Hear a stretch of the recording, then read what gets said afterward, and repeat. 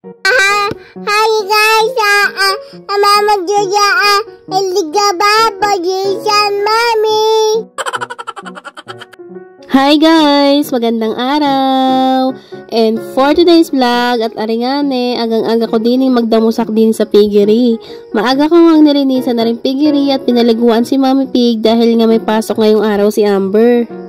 6:40 AM pa nga lang ng umaga diyan at ako'y nagmadali na nga dahil nga magaliguan pa kami ni Amber na mga bandang alas 7.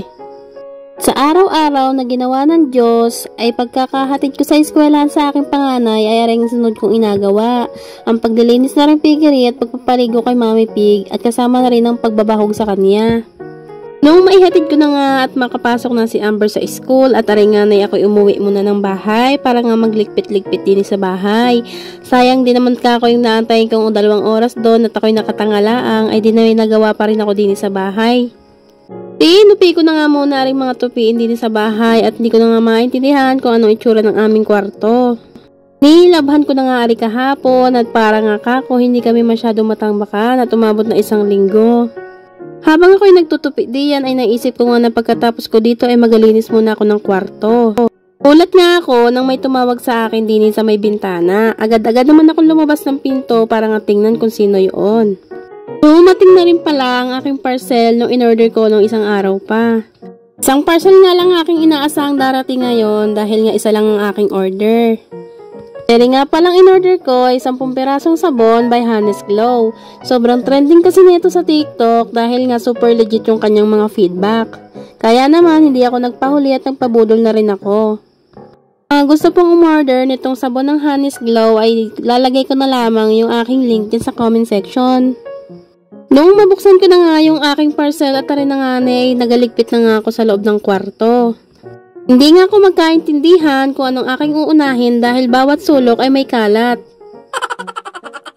Alam niyo naman siguro kung sinong taga-kalat din sa aming kwarto. Alam niyo din siguro kung sinong taga-ligpit din sa loob ng kwarto. Inangat ko na nga muna ring aming mga foam para nga mawalisan kako yung sahig namin. Hindi ko na kasi mabilang kung ilang buhangin ang meron dun sa ilalim. Inumpisahan ko na nga magwalis diyan para nga kako mamaya ako'y magalampaso na lamang. Ganda-ganda nga ang sikat ng araw ngayon at naisipan ko nga na ibilad muna rin sa bubong at para naman kako maiba-iba yung amoy. Tinalabsak ko na nga rin basahan diyan at nag-umpis na nga ako maglampaso na rin sahig. Tunay nga wari na mas masarap matulog pag malinis ang ating kwarto. Lalo na sa ating mga higaan. Makatapos nga ako maglampaso at medyo natuyo na nga yung sahig at taringay natapos ko na rin ang paglilinis ng loob ng kwarto. Hindi lang dapat malinis ang ating kwarto, dapat mabango din. Kaya naman naisipan kong gawin na rin pampabango ng bahay. Super legit na nga naman daw itong gawin dahil nga pag ginawa mo ito ay amoy mayaman ng iyong bahay. Nanghingi na nga lamang ako ng mga 5 pirasong kalamansi din sa aking kapitbahay. Inumpisahan ko na nga hiwain ito at para nga kako mamaya ipipigain ko na lamang. Nung mahiwa ko na nga ring 5 pirasong kalamansi ay nakaredy na agad itong asin din sa lagayan. Binuhusan ko na rin pala ito nitong isang takip ng downy ng PC Collection. Oh, PC Collection, baka naman. Kahit anong downy pa lang yung gamitin dito ay pwede naman. Ang importante nga lamang dito ay mabango ang ating bahay. Nung matapos ko nang malagyan ng downy ay pinatak ko na nga itong 5 pirasong kalamansi. Yung maipatak ko na nga rin mga kalamansi ay tinanggalan ko naman din ng buto. Pangit naman kako kung isasama natin yung buto diyan. Pinaghalo-halo ko na nga muna at para nga kako maganda-ganda ang timplado. Matapos ko na nga itong gawin ay pwede mo namang ilagay kahit saang sulok ng bahay mo. And fast forward, pumunta na nga ako ng palengke para nga tulungan si tita para magtinda nitong mga isda. Ito nga pala yung mga tinda ni tita ng mga isda ngayong araw.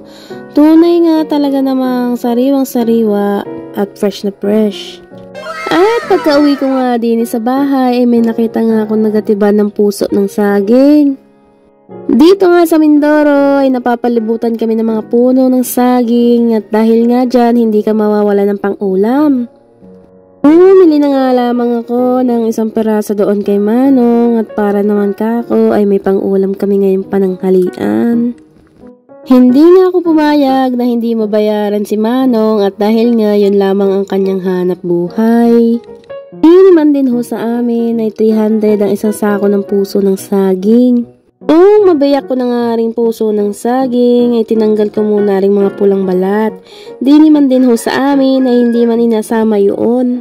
Nung maalis ko na nga rin pulang balat ng puso ng saging ay inalis ko na rin itong alibuto. Para nga kako hindi mapasama sa pagdadad maya-maya. Gataan ko lamang ho are at mabili na lamang ako sa palengke ng halagang 20 pesos ng kakanggata. Nagalingalinga na nga lang ako din sa paligid, baka nga kako meron puno ng nyog. Para nga kako makahingi na lamang kahit mga isang piraso. Meron nga akong nakitang puno ng nyog, kaso nga lamang ay dun pa sa kabilang ibayo. Dahil nga palibot kami ng puno ng saging at nagpasya na lamang ako na bumili na lamang doon sa bayan. Pagkatapos ko nga magayat at ari nga ilalagay ko sa isang malukok na lagayan. At dahil nga wala akong malukok na lagayan ay hindi ko na nga lamang sa kaserola ko inilagay. Sinabuyan ko na nga rin ng isang dakot na asin at mamaya ay apigaan ko para maalis yung katas. Pinagkukusot ko na nga muna at para nga matanggal aring mga dagta. Pinagpipiga ko na nga ng papagayan at mamaya alagay ko na nga are sa malinis na lagayan.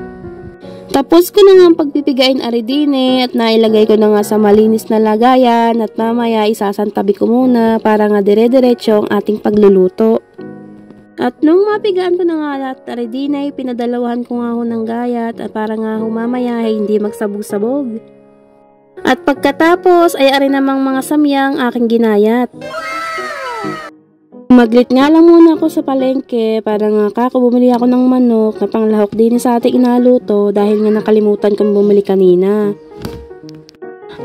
Kutsahin ko nga muna rin panglahok na manok at hintayin kong pumulap-mula ng kaunti at saka ko gisahin na rin mga sibuyas bawang. Ginilid ko na nga muna rin sinangkutsa kong manok at agisa ko na nga rin sibuyas at bawang. Papulahin ko nga rin ng igit, saka ko naman hahaluin na rin manok at itong mga samya. At saka ako naman ilalagay aring tinadtad nating puso ng saging. Nung mailagay ko na nga rin mga puso ng saging din ay binuhusan ko naman ng kaunting tubig at para naman kako hindi siya maiga. Nilagyan ko na nga rin ho arin ng mga pampalasa, ng mga asin, paminta at yun lamang ay ayos na. Tinakluban ko nga muna rin saglit at pagkabalik ko nga tari nga ay medyo naiga na nga yung sabaw.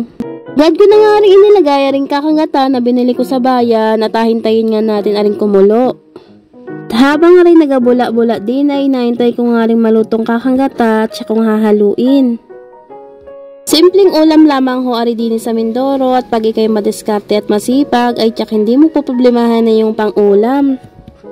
At nung mahalo ko nga rin na maigi din ito nga tulo ng ating puso ng saging.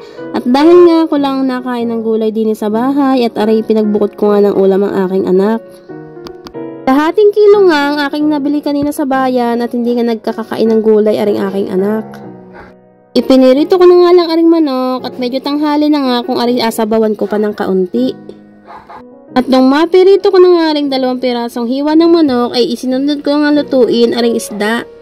Binigyan nga pala ako ng mga ilang pirasong isda ni tita at para naman daw hindi na nga ako mabili.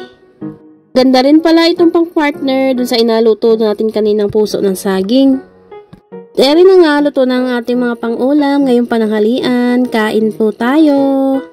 Siya, dyan na muna kayo. And yun lamang for today's video. Salamat ho sa inyong mga pananood. See you on my next mini vlog. Ingat kayo palagi. Bye!